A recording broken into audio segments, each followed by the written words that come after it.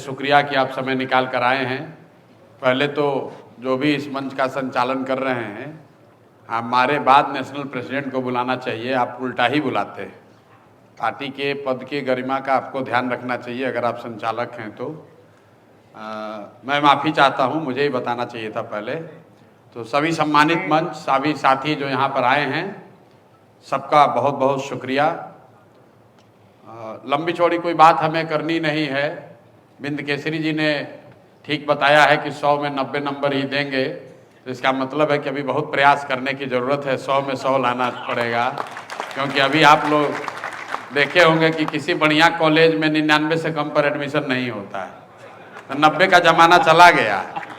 तो बिंद केसरी जी ने अपने अनुभव के आधार पर 87 भी दे दी और ये भी बता दिया कि अभी आगे लंबी लड़ाई है। 90 से काम नहीं चलेगा। 90 नंबर ला के अब साइंस कॉलेज में भी एडमिशन नहीं होगा। दिल्ली के बढ़िया कॉलेज का तो बातें छोड़ दीजिए। तो आप सब आए हैं, अधिवक्ताओं की बहुत बड़ी भूमिका है। हम लोग इस बात को मानते भी हैं, समझते भी हैं। जन स्वराज जब बना या बनने की जब प्रक्रिया चली है, तो हम लोगों ने एक ध्यान रखा है, एक हम लोग की भावना थी कि कोई इसमें जातीय या प्रोफेशनल प्रकोष्ठ न बनाया जाए। लेकिन गिरी जी और कुछ और अन्य साथियों के दबाव में आप कह लीजिए कि इन लोगों का इतना परसुएशन रहा कि ना वकीलों के लिए तो अलग बनाना ही पड़ेगा, इसको आप सब में नहीं मिला सकते हैं। तो वकीलों के लिए पहला प्रकोष्ठ बन गया और इन्होंने पहले उसकी मीटिंग भी रख दी। जब इनका बन गया तब चिकित्सकों ने कहा कि जब वकील लोग का बनेगा तो हम लोग का काहे नहीं बनेगा, तो डॉक्टर लोग भी बना लिए। अब मुझे विश्वास है कि अब 2-3 के बाद इसको और आगे नहीं बढ़ाएंगे। वकील लोग की एक अलग भूमिका है जो मैं समझता हूँ, हमारी नज़र में जो थोड़ी बहुत हमारी समझ है। वकालत एकमात्र ऐसा पेशा है, डेवलपमेंटल इकोनॉमिक्स को अगर आप पढ़ते समझते हैं तो पूरी दुनिया में इस बात पर डिबेट है कि व्हाट कम्स फर्स्ट, सर्वाइवल और राइट। मतलब लड़ाई इस पर है कि अगर आपके पास 10 रुपया है तो उसको सर्वाइवल पर खर्च किया जाए कि समाज के लिए राइट इंश्योर करने पर खर्च किया जाए। लेकिन एकमात्र वकालत ऐसा प्रोफेशन है जो कि दोनों चीज इंश्योर कर सकता है। जो आप सर्वाइवल की भी लड़ाई लड़ रहे हैं, लड़ सकते हैं, आपको वो अधिकार है। और आप राइट के लिए भी खड़े होने के, जब किसी का राइट का हनन होता है तब भी आपके पास जाता है, जब उसका सर्वाइवल एट स्टेक होता है तब भी आपके पास जाता है। जैसे डॉक्टर है, बहुत नोबल प्रोफेशन है, लेकिन वो सिर्फ सर्वाइवल की लड़ाई लड़ सकते हैं, वो राइट की लड़ाई नहीं लड़ सकते हैं।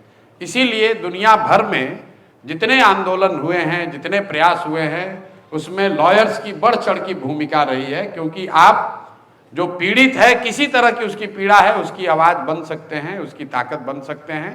तो बिहार भी कई नज़रियों से ये समाज के तौर पर हम लोग पीड़ित हैं, पिछड़े हैं, पीछे छूट गए हैं। तो इसको आगे बढ़ाने में लॉयर्स की एक बड़ी भूमिका है। और मैं ये भी मानता हूँ कि जो बसंत चौधरी जी ने कहा कि आपकी आज़ादी, आपकी स्वतंत्रता बनी रहे, उसके लिए आपको याचक नहीं बनना है।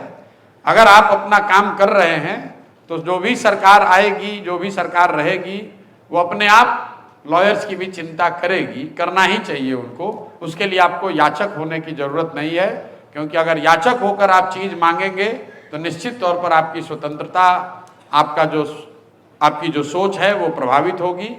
तो जन स्वराज से आप जुड़ रहे हैं, जुड़े हुए हैं कई साथी।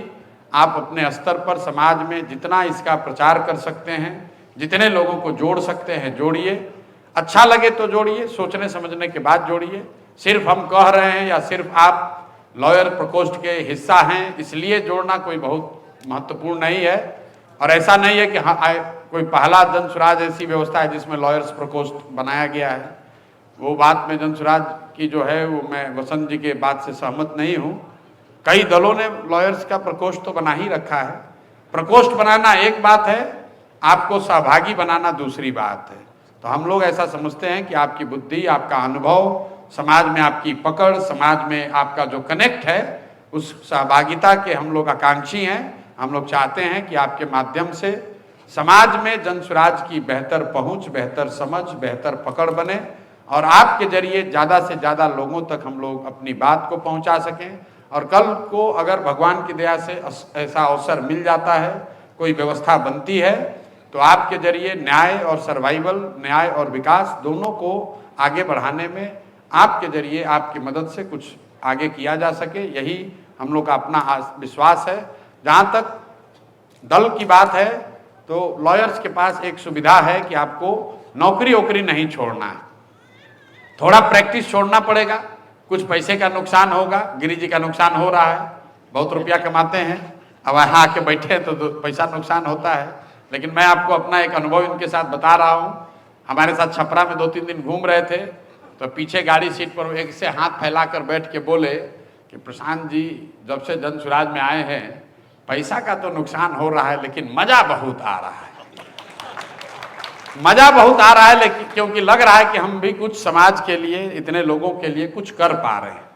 तो अगर भगवान ने आपको वो बुद्धि, वो शक्ति, वो संसाधन दिया है तो मुझे ऐसा लगता है, मेरी अपनी समझ है कि अपना पेट भरने के बाद दूसरों की चिंता अगर आप नहीं करते हैं तो आप मानव होने के लायक नहीं हैं। आपका पेट भरा हुआ है, आपकी समझदारी है, तो आपकी हमारी जिम्मेवारी है कि समाज में जो कोई भी पीछे छूट गया, जिसकी भी मदद की जा सकती है, हर व्यक्ति सबकी मदद नहीं कर सकता है, लेकिन जिस स्तर पर भी आप कुछ मदद कर सकते हैं वो मदद कीजिए।